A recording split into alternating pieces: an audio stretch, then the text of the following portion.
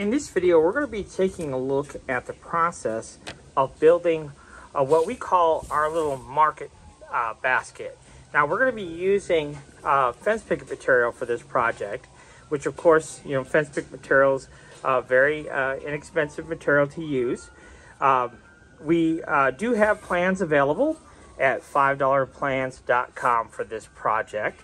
And what I've done here is I've gone ahead and in the plans, we give you all the various templates that we're going to need. And so I've gone ahead and printed all those templates out. Okay, that's for our upright. And so what I have to do, of course, is cut out my templates and put them on my boards. Now let me talk to you about the material that we're going to need. So these uprights, they're 12 inches. And the maximum width here is 10.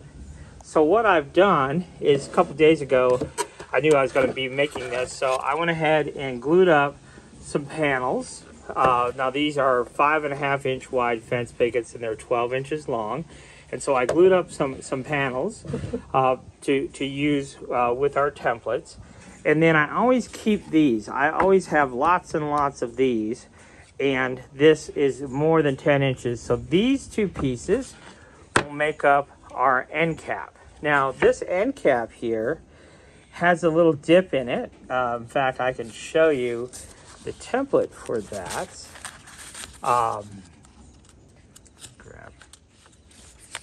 So this is the little dip for the sideboard. Okay, and then the end cap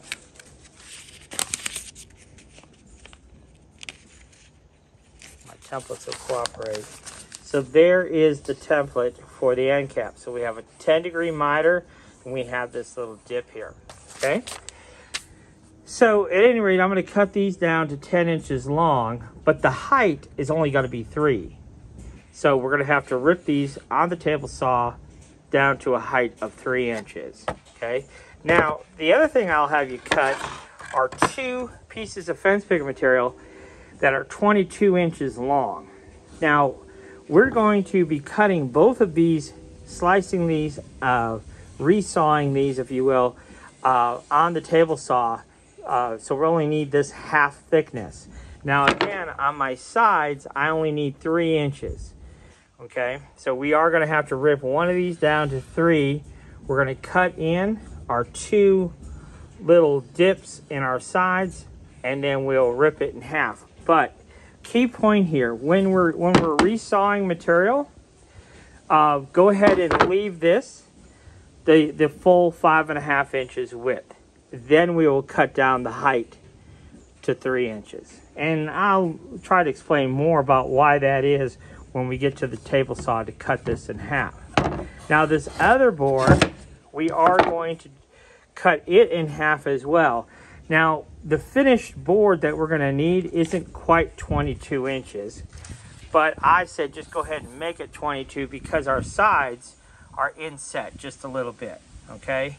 So it's not quite 22 inches, but what we'll do is we'll get our box made and then we'll measure exactly how wide that winds up being and trim this 22-inch board. But what we're going to use on the bottom is we're going to use that half thickness material. Okay, so I know that none of that may make sense right now, but as we go along, it will. So I think the first thing I'm going to do is get all my templates transferred. I am going to cut this board down so it's 10 inches wide.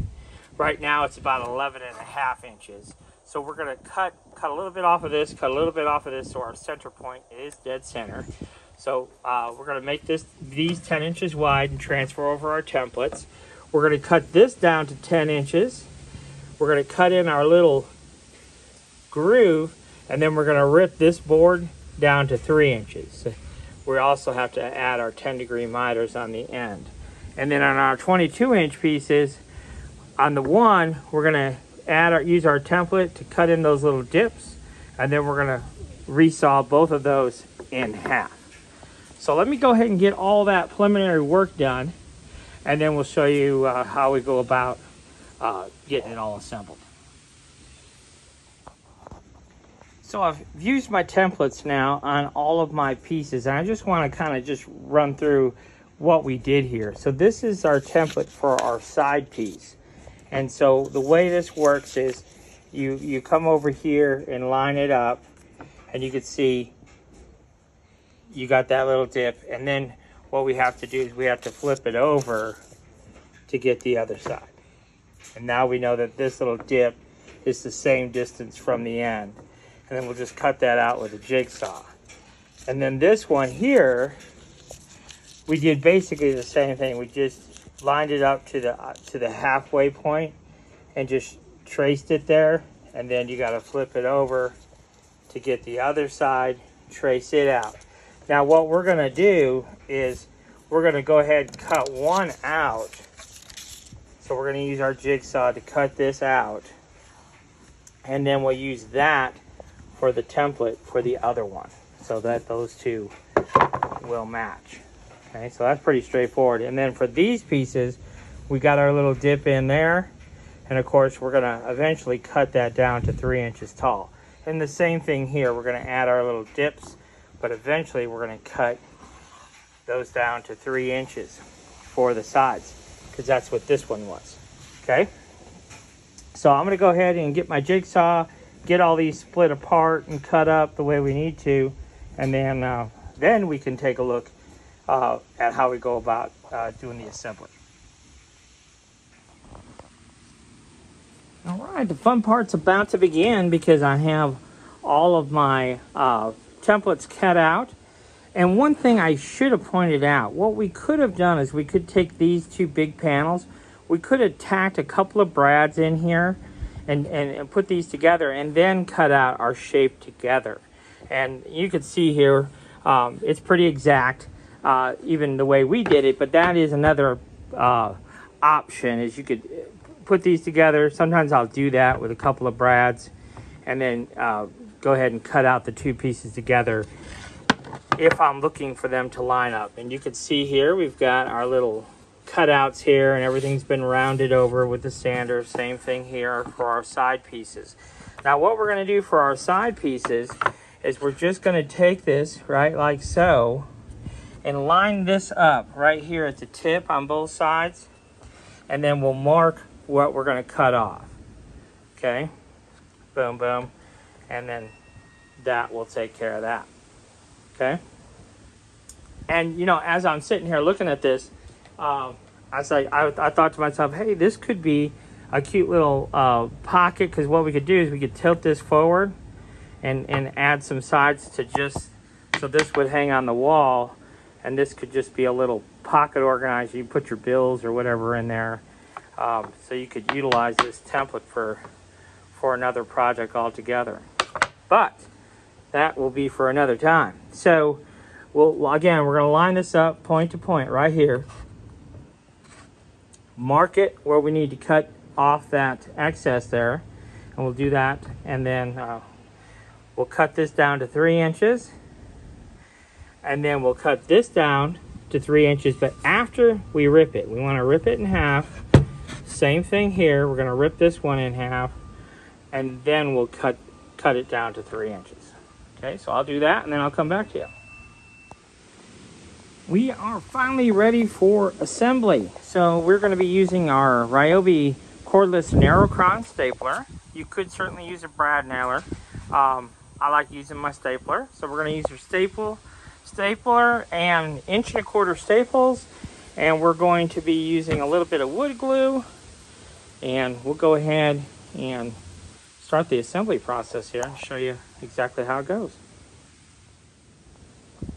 Show you what we did here. So what I do is I have everything facing down, okay, down on my work, and I just line these two up.